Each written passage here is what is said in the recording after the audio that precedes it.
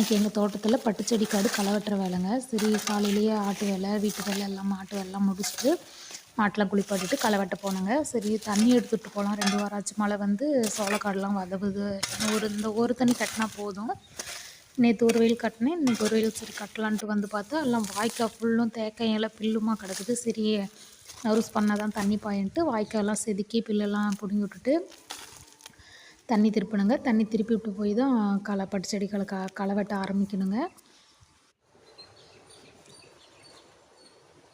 இப்போ இன்னும் ஒரு 20 நாள் 30 நாள் நல்லா வெய்ய அடிச்சதுன்னா சோவெல்லாம் காஞ்சிக்கும். சோவை காஞ்சதுன்னா தான் அந்த சாரம்லாம் முத்து சோளத்தில் இறங்கும்.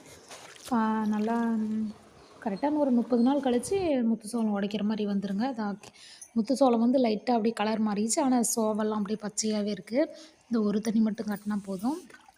இன்னும் கரெக்டாக 30 நாள் கழித்து பொங்கல் அப்போ உடைக்கலான் இருக்கேங்க. அப்புறம் பார்க்கலாம் எப்படி கிளைமேட் எப்படி இருக்குன்னு.